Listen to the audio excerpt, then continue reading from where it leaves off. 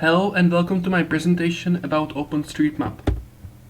So today I'm going to tell you what is OpenStreetMap, what data formats OpenStreetMap is distributed in, what element types there are in OpenStreetMap, what libraries and applications are using OpenStreetMap, and my experience with it and live demonstration.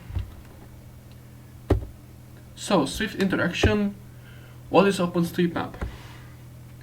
OpenStreetMap is a free, editable world map created and maintained by volunteers.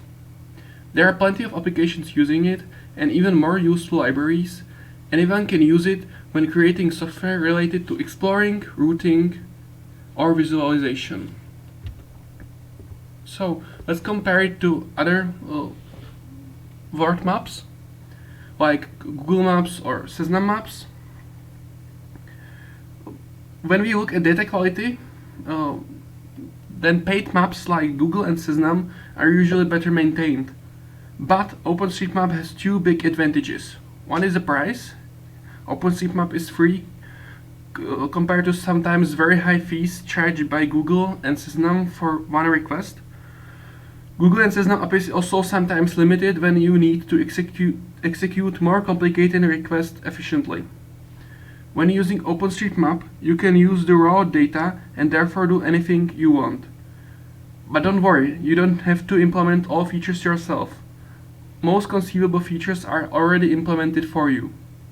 Speed of OpenStreetMap is comparable to Google and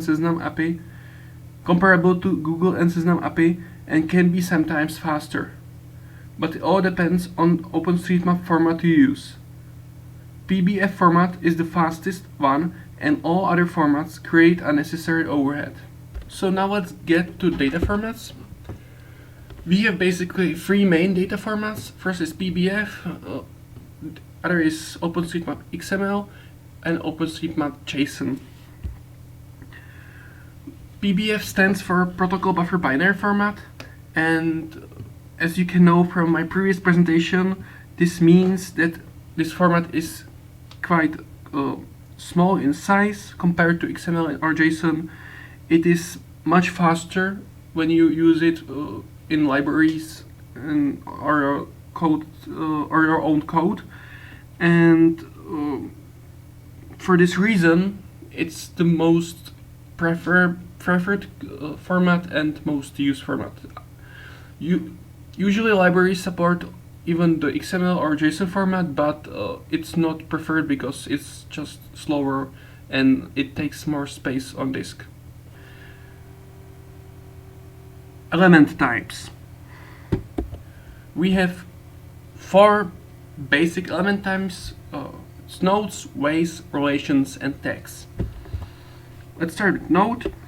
Node represents a specific point on Earth's surface. Node consists of at least an ID and coordinates. Coordinates means latitude and longitude. Node can represent a standalone feature like a bench or a tree.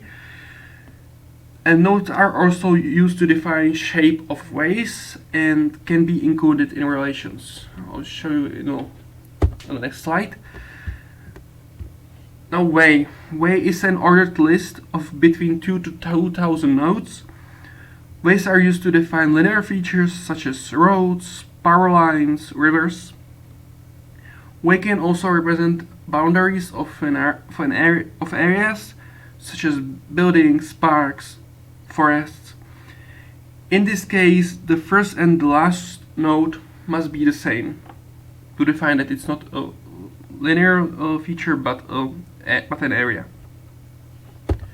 Relation is a multi-purpose data structure that documents a relationship between two or more data elements. For example, it can be a route relation, which lists the ways that form a major numbered highway, a cycle route, or a bus route. Relations can have different meanings, and the meaning is specified by its tags. Most of the relations have at least a type tag. Duration is primary and ordered list of nodes, ways, or other relations. Each element can optionally have a role within the relation. For example, a journal restriction would have members with from and to rows. And finally, tag. All types of data elements, like nodes, weights, and relations, can have tags, and usually they do. Tags describe the meaning of the particular element. A tag consists of two free-format text fields named key and value.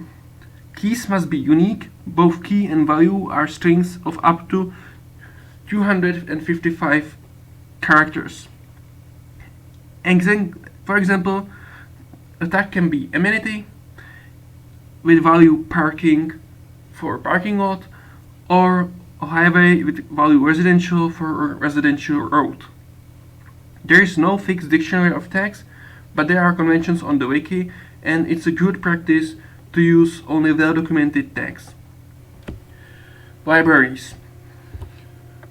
Most libraries are written in C++ for its speed and efficiency, but that does not mean that the code using them has to be written in C++ too. For example, in Python, you can use these libraries and take advantage of both the speed of C++ and Python's simplicity. I'm going to present two libraries. One is Osmium and the other one is Osmosis. The Osmium is fast and flexible C++ toolkit for working with OpenStreetMap data. It is also a command line tool that uses this library, and there are also Python and Node.js wrappers for this library. Osmium can get information about OpenStreetMap file, convert OpenStreetMap files between different formats, apply OSM change files, and extract data. We will be using it in the example, in the live demo. Osmosis is a command line Java application for processing OpenStreetMap data. It can be used for many tasks, including producing change sets using database history tables, apply change sets to a local database, or cut only a specific area from an OpenStreetMap. So let's show some OpenStreetMap applications. There's quite a lot of them. Here's just a short list of the ones I thought might be most interesting, and I'm going to present two of them in detail. So first is OpenTripPlanner. OpenTripPlanner is designed to use open data source like OpenStreetMap and the general transit feed specification, which is a format for public transport data. It allows users to plan a trip using combination of several transport modes, including cycling, walking, and car transport. To reach public transport, user can set optional criteria like to search for quickest trip, fewest transfers, prefer some transport mode, set maximum walking distance, and much more. Now let's get to open source routing machine. Open source routing machine is an open source router designed to use OpenStreetMap data. It uses multi-level Dijkstra, which results in very fast query times, usually below 1 millisecond for data sets like Europe. Its advantages are fast routing, portability, easy to import custom datasets, and flexible routing profiles, for example for different modes of transportation. So now my experience with OpenStreetMap.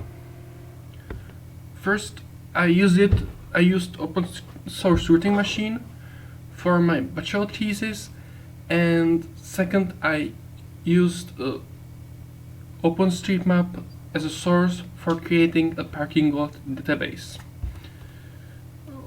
So first, the open source routing machine which I used in my bachelor thesis. Just to recapitulate, it was an application that searched connections in public transport with in combination with individual car transport and transfers between stops and parking lot. So I used open source routing machine and to calculate the individual car transport and the transfer times between parking lot and the closest public transport stops. So here's how the application looks, and on the left side you can see the form to insert some parameters for such connection, and on the right side it's more interesting is the result, and in this case it is combined of 4 parts, and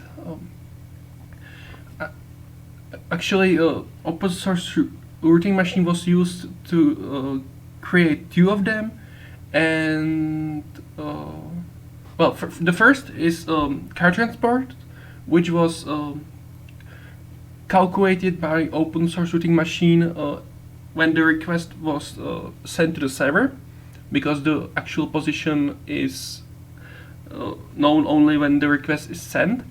So that this had to be calculated online, and the other one is transfer from parking lot to public transport stop, which this transfer was calculated before the request came in, because there is a limited number of parking lots and limited number of public transport stops. Then there is the third piece, that's just public transport, which I used my own algorithm for. And the last one is normal transfer between 2 public transport stops, which was estimated for every transfer in public transport is just said to be 2 minutes, because it's pretty hard to calculate precise transfer times, like in this example when it's getting out of a metro station, because there's no data to know about how long the way out of the metro is.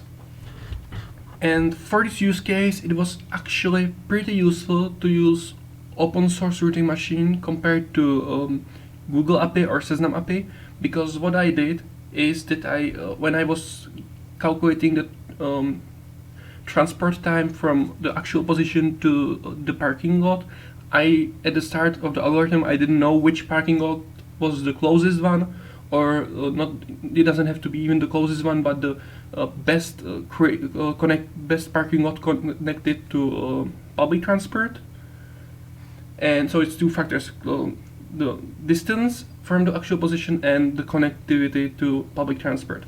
And so what I did is I simultaneously calculated the transport time from the actual position to all known parking lots, which was in the amount of, it was actually about hundreds of them, and Google API and Cesnam API did not support this. I think that Cesnam API did not support this at all, which would mean make 200 separate requests, which is both expensive and slow.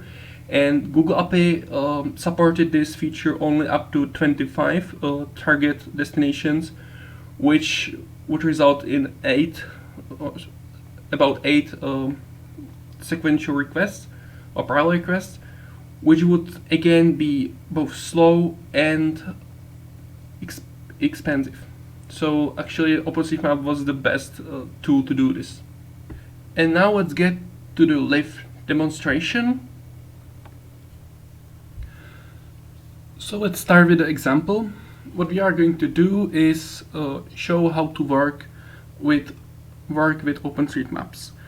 That means downloading it from a source, then getting the right area. In our case, we will download the Czech Republic, whole Czech Republic, and we'll cut out only Prague and Central Bohemian region.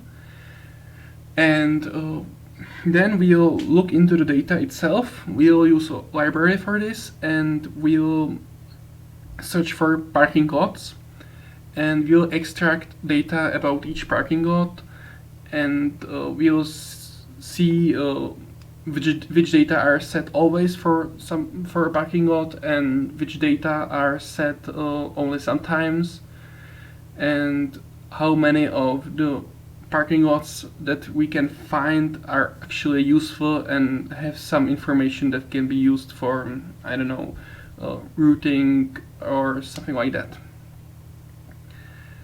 So let's look at the source codes. So here we have two files in a folder. These two files are Python source files. I'll explain them a little bit later, but now let's look at this first library we will be using, and that's Osmosis. Let's look into it, and here we have 3 scripts and 1 file.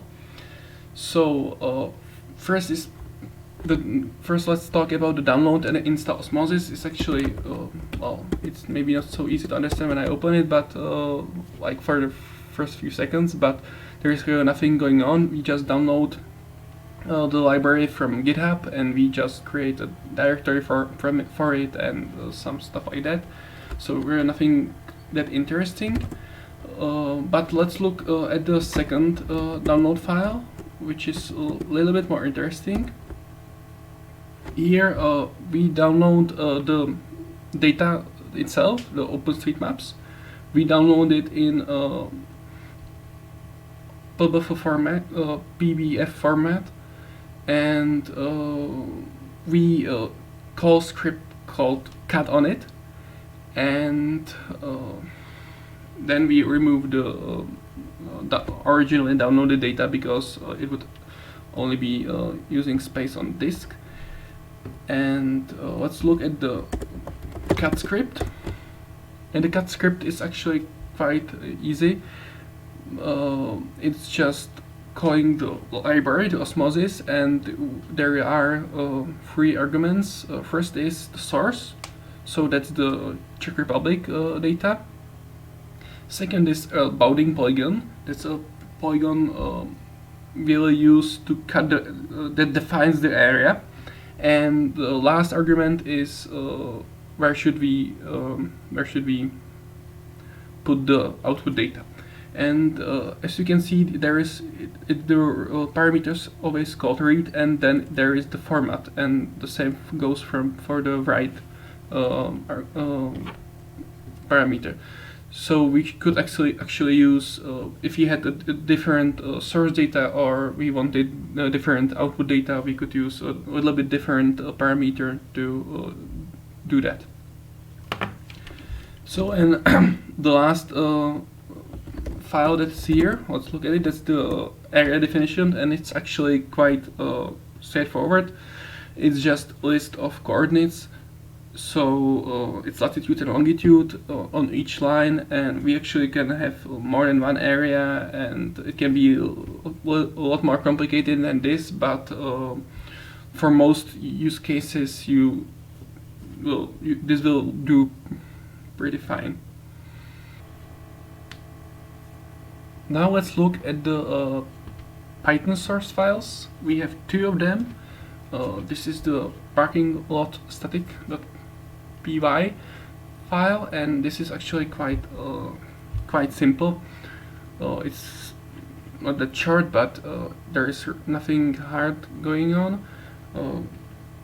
It's just definition of parking lot. So we have 2 subclasses. One is geometry, the second one is properties. Geometry just defines the geometry of the parking lot, so it can be either a point, or it can be a polygon or multi-polygon. I won't go too much into it because it's pretty easy. Properties, let's start from the bottom. Here is lots of properties we can extract from OpenStreetMaps. It's like ID, name of the parking lot, capacity, surface, building types, and so on. A lot of it. If it's paid, if the business hours, accessibility, and so on. So let's look at the OpenStreetMap parser. At the bottom, we just create an instance of OpenStreetMap parser, and we call function run, which takes one argument, and that's the source file. In our case, that's the cutout area of Prague and its surroundings. And most the important part is this apply file, because what it does is that this class, the OSM parser, is actually inheriting from Osmium simple handler.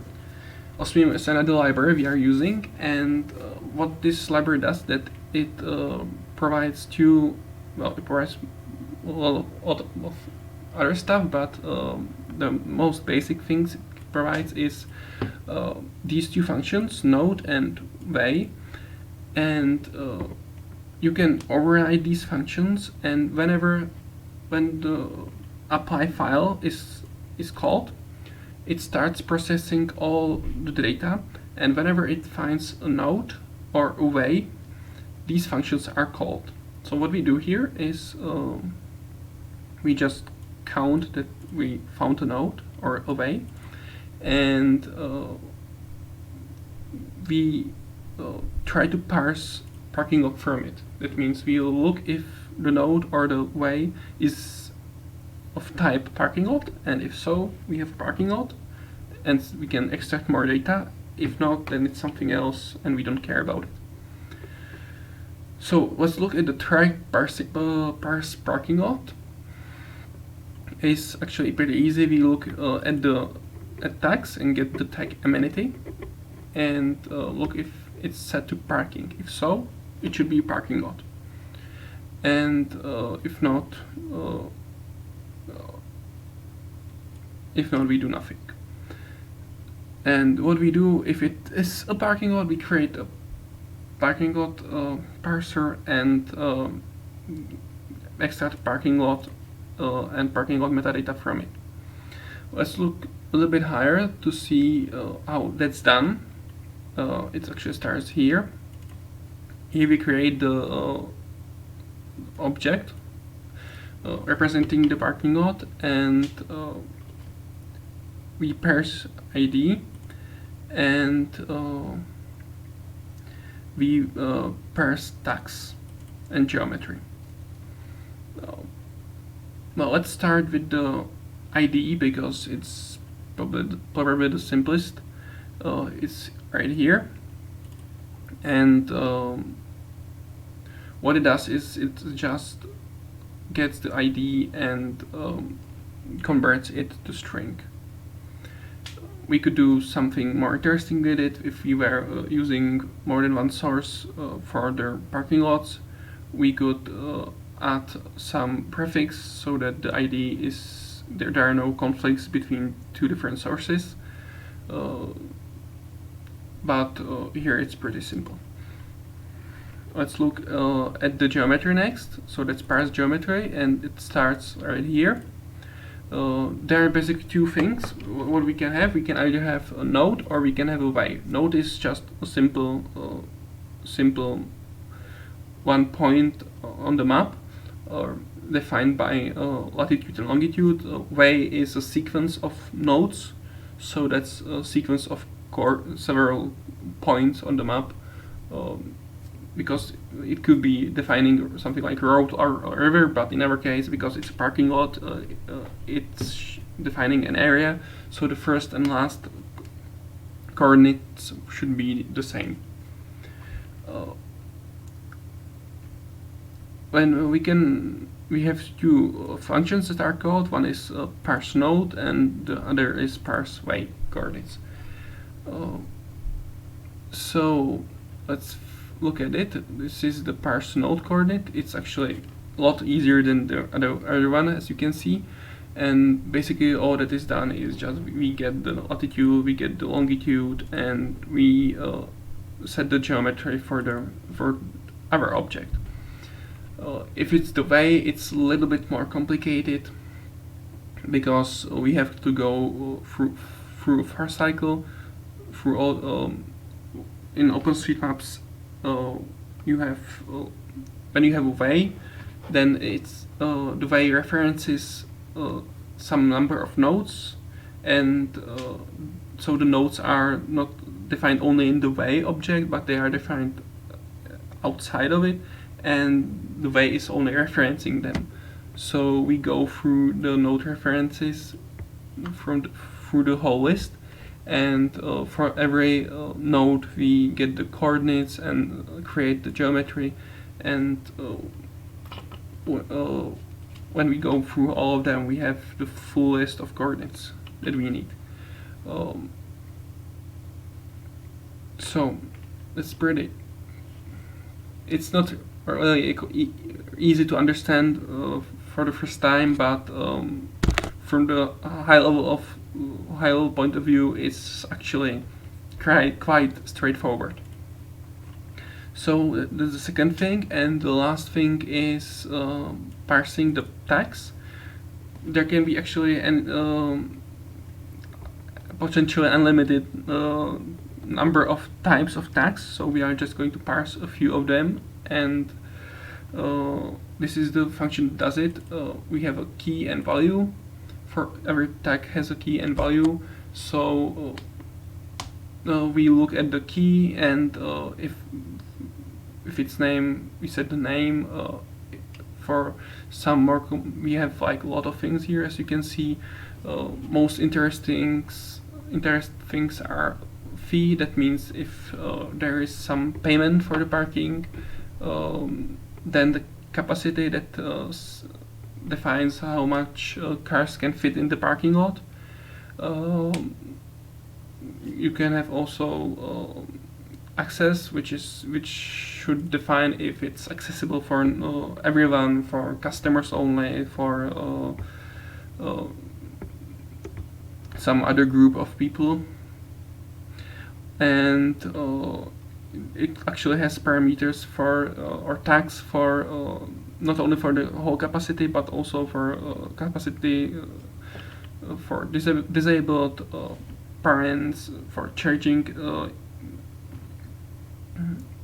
electronic cars. It has a parameter for surface type, opening hours, and so on. Unfortunately, usually most of these parameters are not set, and if you have anything else than capacity, you are quite lucky. Actually, in most cases you don't even have the capacity, so you just know there is a parking lot. If you're lucky, you know that it's some area, so you can estimate it. If it's quite a big area, there is probably more than one parking space, but it's not always very useful. And we'll see this when I run the code. We'll see the numbers behind it. So now let's run the code itself. What we have to do is first download the Osmosis library, so as shown before. So now what we are doing is downloading the Osmosis library from GitHub. It's quite fast. As you can see, there is Osmosis directory, and what we can do now is download and cut the OpenStreetMap area. So let's start, and now it's downloading. It actually takes quite a lot of time, so